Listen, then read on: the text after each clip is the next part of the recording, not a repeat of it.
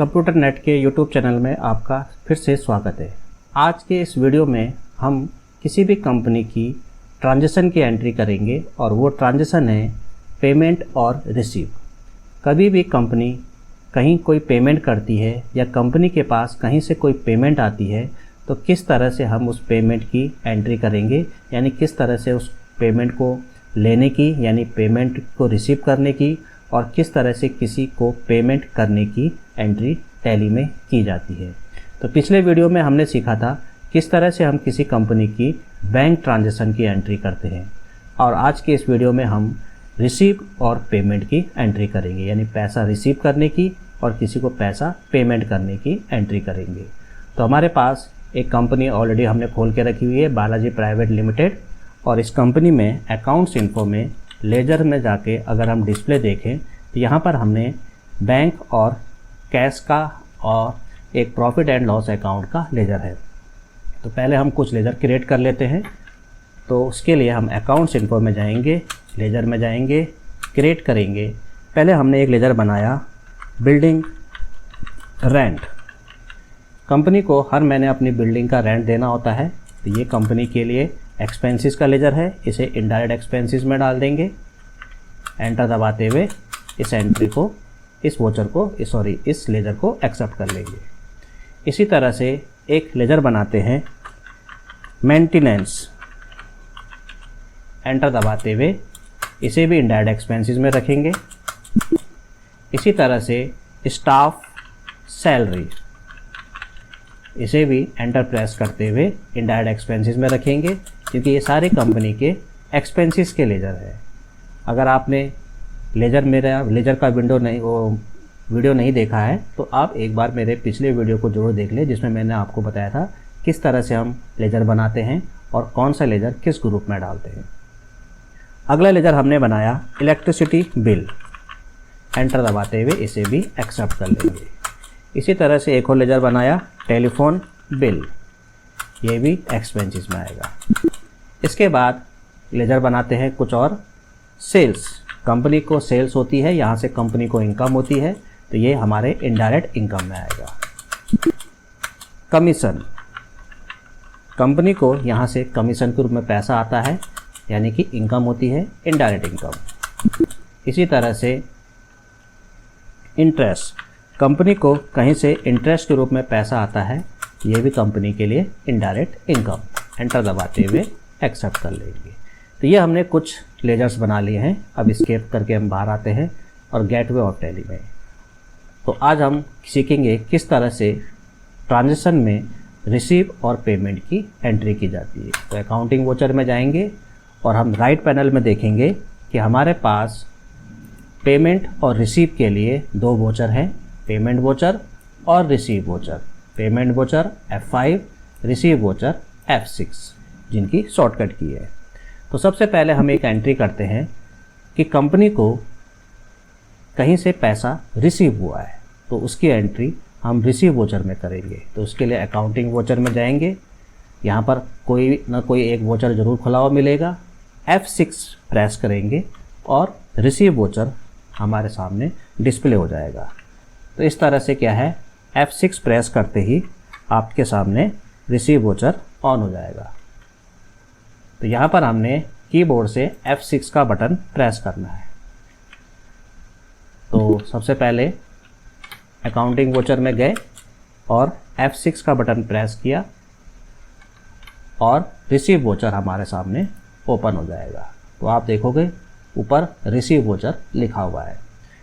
तो receive voucher में हम एंट्री करेंगे जब भी कंपनी को कहीं से पैसा रिसीव होता है तो उसकी एंट्री रिसीव वोचर में किया जाता है। तो मानते हैं कंपनी को सेल से पैसा रिसीव हुआ है, तो उसके लिए हमने रिसीव वोचर खोला है F6 से। अकाउंट्स में सबसे पहले हम सेलेक्ट करेंगे कि पैसा कंपनी के पास कैसे आया है, कैश में आया है या किसी ने चेक दे के पेमेंट करी है। तो मान लेते हैं कि कंपनी के पास कैश में पैसा आया है, तो हमने यहाँ पर कैश का लेजर सेलेक्ट किया और पर्टिकुलर में वो लेजर सेलेक्ट करेंगे जहाँ से कंपनी को पैसा रिसीव हुआ है। तो मान के चलते हैं कि कंपनी को सेल से पैसा रिसीव हुआ है, तो स्पेस बार दबाएंगे और यहाँ पर हम सेल्स का लेजर सेलेक्ट करेंगे और देखेंगे कंपनी को कितना पैसा रिसीव हुआ है सेल से। तो मान लेते हैं 15,000 की अमाउंट कंपनी को रिसीव हुई है कैश में। तो यहाँ पर हमने अकाउंट में कैश का लेजर सेलेक्ट किया और पर्टिकुलर के नीचे सेल्स का लेजर, वो अमाउंट डालेंगे जितनी अमाउंट रिसीव हुआ है कैश में। एंटर दबाते हुए इस एंट्री को एक्सेप्ट कर लेंगे। तो इस तरह से कंपनी में हमने सेल से कैश रिसीव कर लिया है। सेम इसी तरह से कंपनी को किसी दूसरी जगह से भी पैसा रिसीव हुआ है। तो सबसे पहले पैसे कैसे रिसीव हुआ है, मान लेते हैं फिर से पैसा कैश में आया है। तो कैश का लेजर सेलेक्ट करेंगे, पर्टिकुलर में उस लेजर को सिलेक्ट करेंगे जहाँ से पैसा रिसीव हुआ है। मान लेते हैं कंपनी को कमीशन से पैसा आया है, और कितना पैसा आया है, मान लेते हैं 10,000 रुपीज़ की अमाउंट आई है। 10,000 रुपीज़ डालेंगे और एंटर दबाते हुए इस एंट्री को भी एक्सेप्ट कर लेंगे। तो इस तरह से कंपनी को कैश रिसीव होता है और उसकी एंट्री इस तरह से हम रिसीव वाउचर में करते हैं। फिर से मान लेते हैं कंपनी को कहीं से इंटरेस्ट के रूप में पैसा रिसीव हुआ है, और जिसने पैसा कंपनी को दिया है उसने कंपनी को चेक के थ्रू पेमेंट करी है। तो यहाँ पर हम अकाउंट में उस बैंक का लेजर सेलेक्ट करेंगे जिस बैंक में आप उस चेक को डिपॉजिट करोगे। तो हम मान के चलते कि हमने उस चेक को SBI बैंक में यूज़ करना है। तो हमने SBI बैंक सेलेक्ट किया और यहाँ पर वो लेजर सेलेक्ट करेंगे जहाँ से पैसा रिसीव हुआ है, यानी कि इंटरेस्ट। तो कंपनी को इंटरेस्ट से चेक के थ्रू पेमेंट आई है और वो पेमेंट आई है 20,000 की। तो 20,000 अमाउंट डाला और एंटर दबाते हुए एक्सेप्ट कर लिया। तो इस तरह से हम रिसीव वाउचर में पैसे रिसीव की एंट्री करते हैं। तो जब भी कंपनी को कैश में पैसा रिसीव होगा तो अकाउंट्स में कैश का लेजर सेलेक्ट करेंगे। जब भी कंपनी को चेक के थ्रू अगर पेमेंट रिसीव होती है तो बैंक का लेजर सेलेक्ट करेंगे। इसी के बाद अगला है पेमेंट वाउचर, जिसके लिए शॉर्टकट की है F5। तो F5 प्रेस करेंगे, हमारे सामने पेमेंट वाउचर खुल गया है। अब मानते हैं कि कंपनी ने कहीं पर पेमेंट करी है।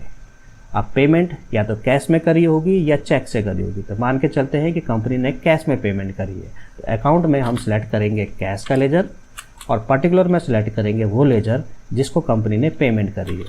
तो मान के चलते हैं कंपनी ने अपने बिल्डिंग का रेंट दिया है और वो भी कैश में। तो बिल्डिंग का रेंट सेलेक्ट करेंगे लेजर और यहाँ पर अमाउंट डाल देंगे। तो 10,000 की हमने अमाउंट डाल दी है। तो ये कंपनी ने कैश में बिल्डिंग की रेंट की पेमेंट करी है। एंटर दबाते हुए इसे एक्सेप्ट कर लेंगे।